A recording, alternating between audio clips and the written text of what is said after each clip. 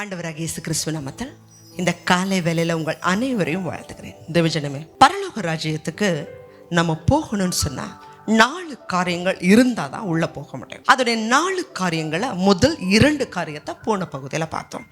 அதை பார்க்காதவங்க டிஸ்கிரிப்ஷன் லிங்க்ல நீங்கள் பாருங்கள்.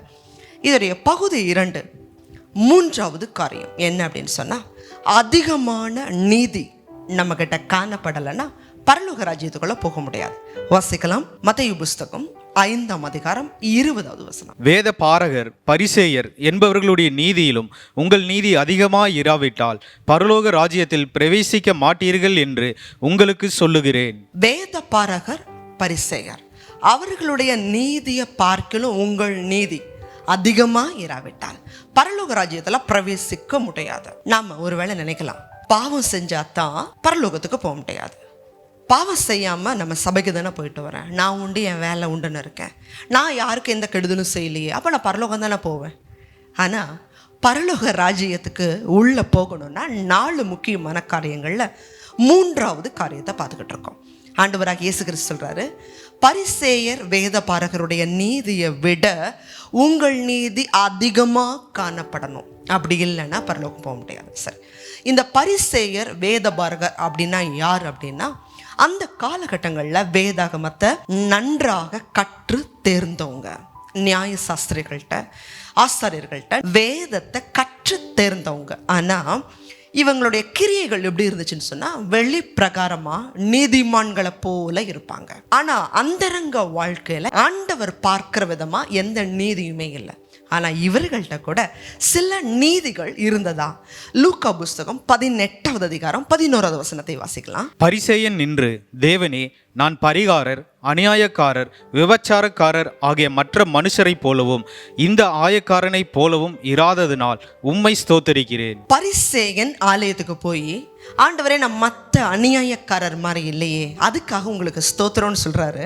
அடுத்த வசனத்தை வாசிக்கலாம். வாரத்தில் 2 தரம் உபவாசிக்கிறேன், என் சம்பாத்தியத்தை எல்லாம் தசமபாகம் செலுத்தி வருகிறேன் என்று தனக்குள்ளே ஜெபம் பண்ணினான். அந்த பரிசேயன்ட்ட கூட 2 நீதி இருக்கிறத நம்ம பார்க்குறோம். வாரத்தில் 2 நாள் உபவாசம் பண்ணி அவர் ஜெபிக்கிறார்.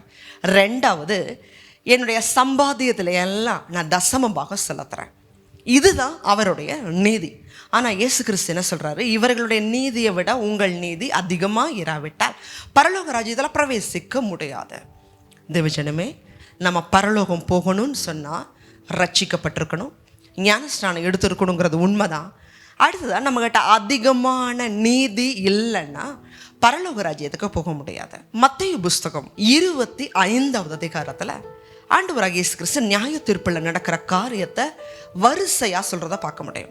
இடது பக்கத்தில் நிற்கிறவங்கள பார்த்து சொல்லுவார், நான் பசியாக இருந்தேன், எனக்கு ஆகாரம் கொடுக்கல, நான் தாகமாக இருந்தேன், நீங்கள் தண்ணி கொடுக்கல, நான் வஸ்திரம் இல்லாமல் இருந்தேன், நீங்கள் எனக்கு வஸ்திரம் கொடுக்கல, நான் வியாதியாக இருந்தேன், காவலில் இருந்தேன், நீங்கள் என்னை விசாரிக்க, பார்க்க, பராமரிக்க வரல. அப்போ அவங்க கேட்பாங்க, ஆண்டவரே, நீங்கள் எப்போ இப்படியெல்லாம் இருந்தீங்க, நாங்கள் உங்களை பார்க்க வரல. அப்போ ஆண்டவராக இயேசு கிறிஸ்து சொல்லுகிற காரியம், இச்சிறியரில் ஒன்றை எதை அவர்களுக்கு செய்யலையோ அதை எனக்கே செய்யலை. தேவச்சனமே, இன்றைக்கி நம்ம நினைக்கிறோம், நான் என்ன பாவம் செஞ்சிட்டேன், பரலோக ராஜ்யம் போகணும்னு சொன்னால் நம்மகிட்ட நீதி அதிகமாக காணப்படணும். அதே பகுதியில் மத்தேயு 25 41 45 வரைக்கும் வாசிக்கிறோம். அப்படி செய்கிறவர்களை பரலோக ராஜ்யத்துக்குள்ள பிரவேசிக்கிறார்கள். தேவச்சனமே, ஒருவேளை நம்மளை சுற்றி இன்னைக்கு எத்தனையோ ஏழைகள், தர்மமேந்தி பிழைக்கிறவங்க, தேவையில் உள்ளவங்க சபைக்குள்ளேயும் இருக்கலாம், சபைக்கு வெளியிலையும் இருக்கலாம். அப்படிப்பட்டவர்களை விசாரிங்க. ஆண்டவராக இயேசு கிறிஸ்துவை கொண்டு போவதற்கு முன்பாக கிறிஸ்துவோடைய அன்பை நம்ம கொண்டு போகணும். அப்பத்தான் கிறிஸ்துவும் ஏற்றுக்கொள்ளப்படுவார், நாமளும் அங்கீகரிக்கப்படுவோம். அடுத்ததா 4வது காரியம், பிதாவுடைய சித்தத்தின்படி யார் செய்யறாங்களோ அவங்க தான் பரலோக ராஜ்யத்துக்கு பிரவேசிக்க முடியும். வாசிக்கலாம். மத்தேயு புஸ்தகம் 7வது அதிகாரம் 21வது வசனம். பரலோகத்தில் இருக்கிற என் பிதாவின் சித்தத்தின்படி செய்கிறவனே பரலோக ராஜ்யத்தில் பிரவேசிப்பானே அல்லாமல் என்னை நோக்கி கர்த்தாவே கர்த்தாவே என்று சொல்லுகிறவன் அதில் பிரவேசிப்பதில்லை. இன்னைக்கு பல பேருடைய வாழ்க்கையில கர்த்தாவே கர்த்தாவேன்னு கூப்பிடுறோம். நம்மளுடைய வாழ்க்கையில பிதாவுடைய சித்தத்தின்படி செய்கிறோமா? ஆண்டவராக இயேசு கிறிஸ்துவை குறித்து யோவானின் புஸ்தகம் 1ஆம் அதிகாரத்தில் துவக்கத்துல இருந்து வாசிக்கிறோம்.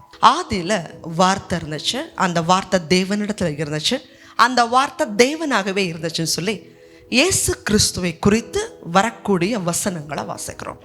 இயேசு கிறிஸ்து பிதாவுக்கு சமமானவர் தான். பிலிப்பியர் 2வது அதிகாரத்தில் வாசிக்கிறோம். பிதாவுக்கு சமமான இயேசு கிறிஸ்துவை ஒவ்வொரு காரியத்திலையும் பிதாவுடைய சித்தத்தை கேட்டு செய்தார். இன்றைக்கி நம்மளுடைய வாழ்க்கையில் சிறிய காரியமோ பெரிய காரியமோ பிதாவுடைய சித்தத்தின்படி செய்கிறோமா? நீங்கள் படித்தாலும் சரி, வேலைக்கு போனாலும் சரி, ஊழியம் செய்தாலும் சரி, திருமண காரியமானாலும் சரி, பிதாவுடைய சித்தத்தின்படி செய்கிறோமா? ஆண்டவருடைய சமூகத்தில் விசாரிங்க, கேட்டு செய்யுங்க. சரி, பொதுவாக தேவ சித்தம் எதுன்னு சொல்லி வேதாகமத்தில் நம்ம பார்க்கணும்னு சொன்னால் வாசிக்கலாம். 1 தெசலோனிக்கேயர் 4ஆம் அதிகாரம் 3வது வசனத்தை வாசிங்க. நீங்கள் பரிசுத்தம் உள்ளவர்கள் ஆக வேண்டும் என்பதே தேவனுடைய சித்தமாய் இருக்கிறது. அந்தபடி நீங்கள் வேசி மார்க்கத்திற்கு விலகி இருந்து. பொதுவாகவே நம்மளை குறித்த தேவனுடைய சித்தம் என்னன்னா, நம்ம பரிசுத்தராக வாழணும். இந்த உலகத்துடைய மக்கள் எப்படி, அவங்களுக்கு வேதம் கிடையாது, அவங்களுக்கு வசனம் இல்லை, நடத்துவதற்கு ஆவியானவருடைய சித்தத்தையும் அவங்க கேட்கறதில்ல. அதனால் அவர்கள் மனம் போல வாழ்கிறாங்க. ஆனால் நாம் பரிசுத்தத்துக்காக அழைக்கப்பட்டிருக்கிறபடினால அவர்கள் பிரகாரம் நாமளும் வாழக்கூடாது. அதில் தொடர்ந்து நீங்கள் வாசிப்பீங்க. முதலாவது, நம்ம பரிசுத்தராக வாழ்கிறது பிதாவுடைய சித்தம். 2வது, தேவனுடைய சித்தம் என்னென்னா, நாம் முழு இருதயத்தோட, முழு பலத்தோட, முழு ஆத்துமாவோட தேவனாகிய கர்த்தர்ட்ட அன்பு செலுத்தணும். அடுத்ததாக, தேவனுடைய பிதாவுடைய சித்தம். முதல்ல பிதாவை முழு இருதயத்தோடு நம்மளுடைய ஆண்டவராகிய இயேசு கிறிஸ்துவை நேசிக்கணும். 2வது, நம்மளை எப்படி நேசிக்கிறோமோ அதே போல் மற்றவர்களையும் நேசிக்கணும். கலாத்தியர் புஸ்தகம் 5வது அதிகாரத்தில் 22 வாசிக்கும் போது ஆவியின் கனிகளை குறித்து 9 கனிகளை வாசிப்போம். அந்த 9 கனிகளில் வாசித்து முடித்ததுக்கு பிறகு நம்ம வாசிப்போம், இப்படிப்பட்டவைகளுக்கு விரோதமான பிரமாணம் ஒன்றுமில்லை. தேவஜனமே, பரிசுத்தம், அன்பு, ஆவியின் கனிகள், இந்த 3ல் தான் தேவனுடைய முழு சித்தமும் அடங்கியிருக்கு.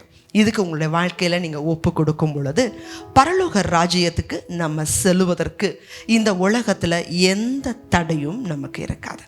தேவஜனமே, பரலோக ராஜ்யத்துக்கு போகக்கூடிய 4 காரியங்களை இந்த 2 பகுதியில் பார்த்தோம். ஒருவேளை எதுலையாவது நம்ம தவறி இருந்தோம்னா இன்னைக்கு ஆண்டவராக இயேசு கிறிஸ்துட்ட நம்ம ஜெபிக்கும் பொழுது நிச்சயமாகவே ஆண்டவர் நமக்கு உதவி செய்வார். கண்களை மூடி ஜெபிக்கலாம். அதிகமாக நேசிக்கிறீங்களா அன்புள்ள ஆண்டவரே? பரலோக ராஜ்யத்துக்கு நான் ஆலயத்துக்கு போயிட்டா அல்லது ஏதோ ஒரு வசனத்தை வாசிச்சுட்டா என்னைக்காவது ஜோமெண்ட்டா நாங்கள் போயிடுவோன்னு ஒரு வேளை நினச்சிருக்கலாம்.